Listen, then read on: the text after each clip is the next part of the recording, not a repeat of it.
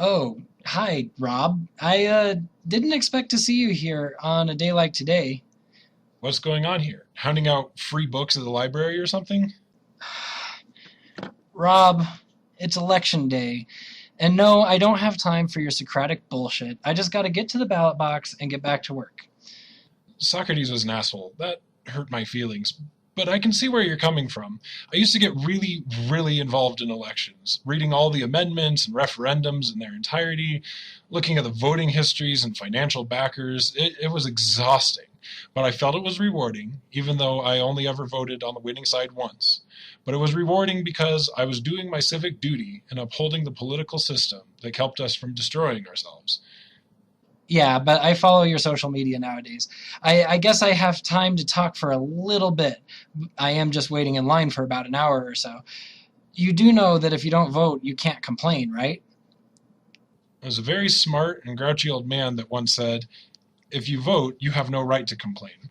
I don't always agree with him, but he was on top of his game for a good portion of his life. So now I have to decide whether this one smart guy was right or if the general consensus of the masses is right. you know, Yeah, I know. Republic versus democracy. Your sense of humor has declined over the years.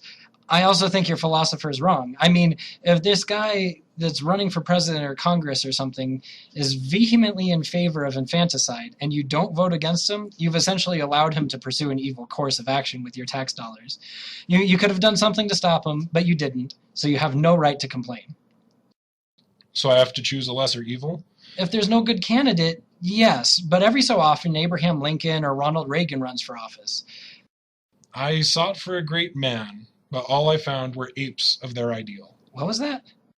Nothing, just something a philosopher said. If we're going to get into the lesser evil debate again, I would suggest we lay some ground rules. We've got to be operating in the same paradigm with the same premises, or we'll just keep talking past each other. Yeah, I remember your philosophy club. Ground rules are fine. What do you propose? Well, given how the environment we're in is quite adversarial towards my position, and we are limited in time, may I suggest that we start by assuming the anarchist position today. You'll have to define it for me, because when you say anarchist, all I see still are just white utopians complaining on social media and black kids throwing Molotov cocktails at gas stations. We'll go with the easy definition then. We'll just say that anarchy is the rejection of any institution predicated on coercion, theft, or murder. I'm not sure what that has to do with voting, but I'm sure you'll tell me all about it. So you're going to tell me that voting is murder? Well, I think we can just confine ourselves to voting like we are here. I wouldn't say that all voting is evil. If we had a group of friends trying to decide where we should go for lunch, for example, we could vote on where we were going as a group. Anyone who doesn't want to go to the selected restaurant doesn't have to go or pay for anything. Isn't that exactly what's going on right now? Well, ignoring representatives for a moment, let's take a look at your ballot. Let's see. I see a handful of amendments, propositions, and issues that are not opt-in, like our example. You see raised taxes, forced labeling, more taxes, banning pets, raised taxes. Regardless of whether or not I vote or how I vote if I were to do so, I will still be forced to abide by these rules. In effect, my friends are telling me you have to go to Chuck E. Cheese's and you will pay a percentage of the bill, which is coercion and theft. An anarchist won't allow for that. So you should vote against those things, prevent them from happening. Mr. Anarchist. I think you have a difficult uphill struggle to make a compelling argument from what you just said to reach I don't vote. It's even harder than you think. I'm not saying I don't vote, but rather everyone ought not to vote as participation in any system that is predicated on coercion, theft, or murder. Wait. I see where this is going. We've had these discussions about anarchy before, and we don't have time to do that. Last time, we talked for 6 hours, and we still had ground to cover when I went home. So for rule number 2, let us, to the best of our ability, confine the discussion solely to voting, arguing from the anarchist position without getting sidetracked on other pedantic issues about anarchy. Fair enough, as long as you let me include this discussion in a book I'm writing on this very subject, or at least use this discussion for inspiration. You may actually help me figure out, once and for all, what my stance is on voting, and have sufficient justification for both myself and my critics. That's fine. So what's your big hang-up? Well, I'd say my big hang-up is established in the anarchist position itself. I disbelieve in the authority of the government, so why should I vote? Rather than just diving right in, though, I think it might be better if you tell me why you're voting right now.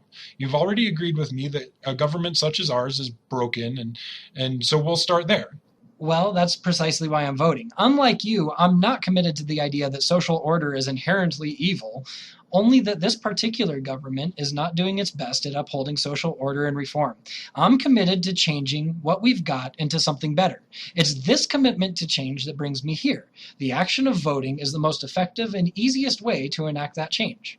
So what are you voting for? To eliminate taxes, defund the enforcement of unjust laws, to end government-funded murder? I didn't see those options on the ballot. Let me see it again. That's not fair, and you know it. It took a long time to get into this mess, and it's going to take a long time to get out of it. Yes, all I can do this election is choose who is best suited to the political positions available and vote against levying new taxes. But in the future, the politicians we elect may put taxation-reducing and freedom-promoting bills on the congressional floor or on the ballot for popular vote. It might not be fair, but it is true. Even if you're assuming that government is somehow justified, voting was either the direct cause for this mess or it was insufficient to prevent or even mitigate the creation of this mess. To take it from our current specific instance to the categorical realm, I argue that voting in government, when done right, is the means by which the majority can take advantage of the minority through coercion, theft, and murder, and when done improperly, is the means by which the ruling class can appease the masses' desire for freedom while disallowing the ability to truly influence governance. Notice the absence of any good option on your ballot, representative or otherwise. You're mistaken. Voting is the method by which a society of free people agrees on how their particular society ought to be run. We got into this mess because there are too many uneducated, disengaged people voting themselves benefits. So, because in the past we've had a majority of fools in society, all of them voting to steal people's property and force them to make bad decisions, we're in this mess? I'm not sure I believe that, but even if it were true, I have to ask how you weren't condoning that theft and coercion by continuing to participate in the system which institutionalizes such behaviors. There may have been more people voting for bad representatives and presidents before, but now that people have seen the old way of doing things isn't working, we will soon have a majority ready to enact real change. That didn't answer my question. If your political system explicitly allows a mass of individuals to vote in such a manner so as to steal your property and coerce you to make bad decisions, how do you not support these very actions when you vote? Oh, that's easy. I just vote against those choices. You might be able to vote against this amendment here that says, should we raise taxes? But what about your representatives? You don't get a vote against people, only for them. Even if you could, they can still do whatever they want once they're in office. If you don't vote for someone, you're voting against them. And besides, when someone is elected, they're kept in check by the checks and balances of the system as well as the threat of not getting reelected. Wow. If you don't vote for someone, you're voting against them. I rest my case. I suppose I wasn't clear enough. If you vote for someone's opponent, you're voting against them. It sounds to me like a vote for something is a vote for something, and a vote against something is a vote against it. And paying attention to words and what they actually mean is important if we want to be honest with ourselves.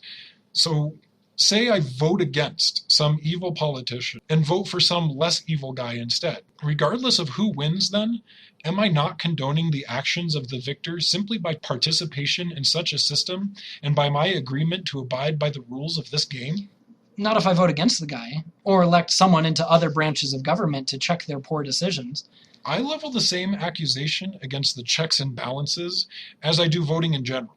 Either the checks and balances are insufficient or have expressly allowed us to vote our way into this mess. Again, it's the surplus of stupid people that caused this. That's the risk of a free society. Besides, if you don't like the options, you can always run for office. Free society. So anyone can just show up and say, I want to be president, and have even a remote chance of winning? I think not. Show me one candidate in the last century that wasn't carefully selected by either the Republicans or the Democrats and got even 10% of the votes, or even got a spot in the debates before the election. But that's beside the point. If I did win, I would be paid money which was stolen from people with the express intent of giving it to me. And what's more, how are you free if your behavior and rights are dictated by the will of the majority? I'm free because we voted to prevent my actions and rights from being dictated by the will of any random aggressor. Besides, freedom doesn't mean doing what you want, but I've already explained this to you. You've attempted to explain it, yeah, but I'm going to inquire as to how you expect those laws to be enforced. The threat and reality of imprisonment or death seems to work pretty well. So, if you're in a minority, men with guns will make you do what they want? Well, that explains the environment in the inner cities and prisons, but you can't simply legislate morality and force people to be good. The law is morality. Voting is the method by which a society ensures just laws. Say what now? Without laws and their enforcement against behaviors such as murder, coercion, and theft, those behaviors will run rampant. Voting is the method by which society agrees on what is immoral. The term for that is illegal. With all due respect, that's just patently absurd. If the law derives its authority from the opinion of the majority, it is no different than justice being the will of the strongest or a direct attack on ideological pluralism. If the majority of the representatives decides to round up all the Jews, gays, blacks, Catholics, Japanese, or whatever minority you choose, and just put them in labor camps or gas chambers, that's what's considered just and moral. If the law, however, derives its authority from some objective matter or truth, then voting is clearly one of the worst ways to determine what a just law is. We would rather have to go to a theocracy or Plato's Republic. Well, we have representatives, as opposed to a direct democracy, which we elect based on how closely their opinions match ours. That still leaves the problems that theocracy or republic are supposed to account for. I see one of two possibilities. One, there's no objective morality from which the law is derived, and your opinion is merely that, and you're just delegating the actual task of oppressing an ideological minority to your representative. Or the other option is that there's an objective moral good from which laws derive their justification, and that the democratic process of voting is actually contrary to allowing that to happen. Elected representatives who are elected by ignorant masses are merely representatives of that very ignorance. You didn't let me finish. The purpose of the representatives are to be exemplar instances of the population they represent. They're given the task of discussing the issues at hand in order to vote on the people's behalf. In this way, our model pretty much reflects the ideas in your Plato's Republic. The politicians are your philosopher kings. Exemplar of what exactly? Clearly you don't believe this. I mean, you wouldn't simultaneously claim that our voting system is just. The only reason we have this mess is because too many people are ignorant and hold to the belief that our system of voting is an acceptable method of electing philosopher kings that can determine the truth of things. They're fundamentally contradictory statements, and I know you're smarter than that. Well, if you put it that way, they do. I'll get back to you on that one. Besides, it sounds to me like you're arguing things that you don't believe either. Your options are humanistic subjectivism or theocracy. That hardly sounds like an anarchist argument. Close. I was pointing out the flaw in your reasoning. Your excuse for voting doesn't hold water. It merely justifies non-representative governments, which, like anarchy, is opposed to voting. Here, let's take a different approach, which might represent our actual positions a bit more closely. Good. We've already wasted 20-odd minutes already, so now it's your turn. What's your big hang-up with democracy? Okay, that sounds fair. I mean, earlier you mentioned that law protects you from a random aggressor. They protects you from them coercing, raping, or murdering you. I imagine you believe that this random aggressor has no right to do so, hence your desire to prevent it. It's my turn to examine you, so you have to answer the question for yourself. Fair enough. I claim that I, like every other human being, have no right to coerce someone else to do something, to steal from them, or to murder them. These are the three aspects of the Golden Rule, or the three violations of the right to liberty. The important thing right now is the simple truth that I have no right to violate your liberty by way of coercion, theft, or murder. So even if I believe you should or should not behave in a particular manner, I have no right to force you to act accordingly. If I lack the authority to do so, how can can I delegate this authority to a representative, a law enforcement officer, a judge, etc.?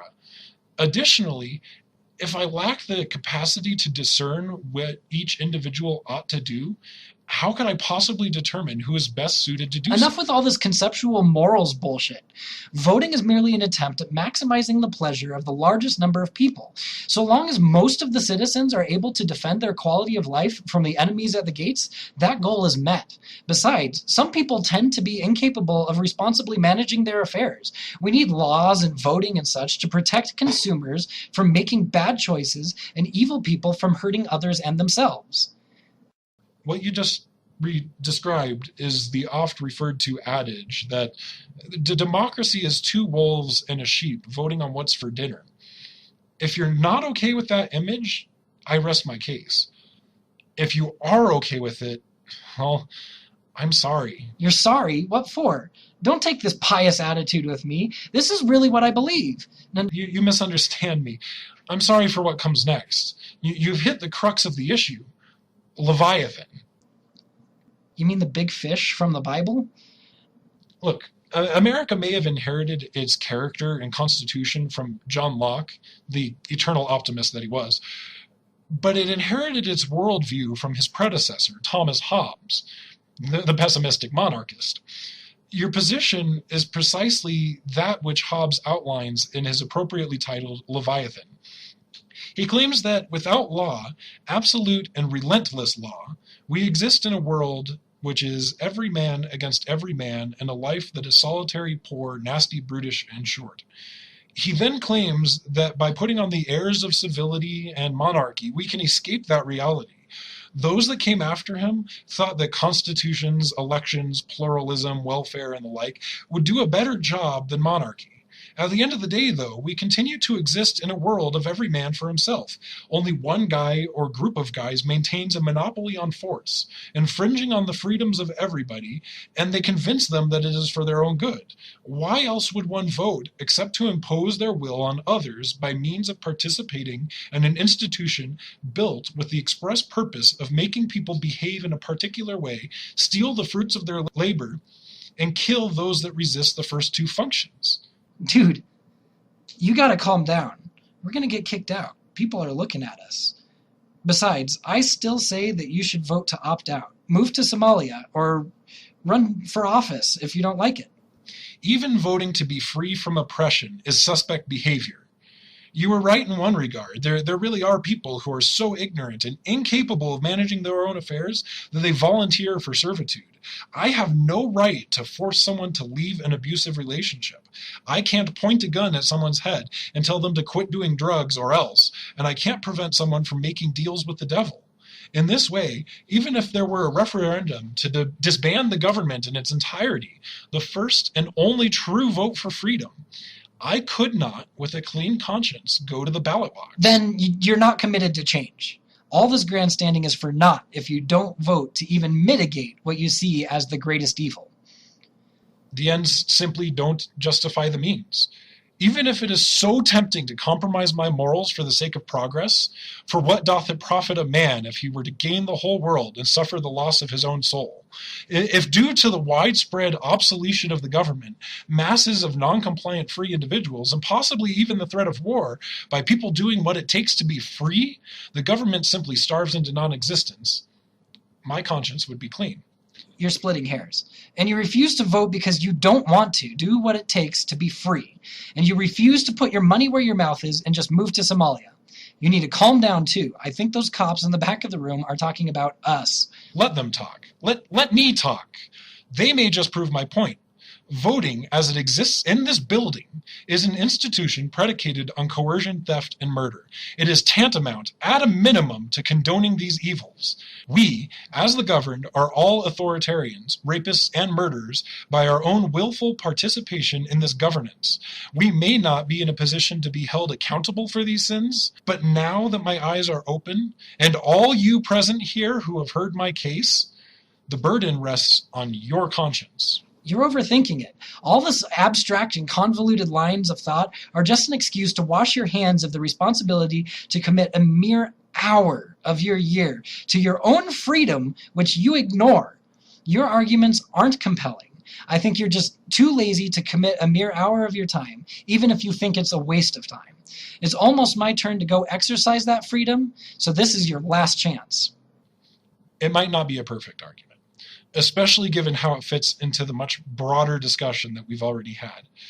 It's amusing to me that people think I believe participating in politics is a waste of time. Calling congressmen, voting, whatever.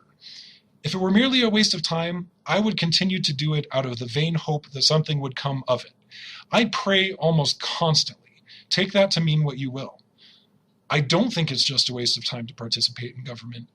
But those that participate in government are, purposely or not, marching lockstep with the master of misanthropy himself, and I, for love of my immortal soul, will have no part in it. Be forewarned, if you walk into that box without first discovering a compelling counterargument, you are assigning away not only your rights to the king of the Leviathan, but also your soul to a very particular prince with his own personal kingdom, and I highly doubt that they hold elections there.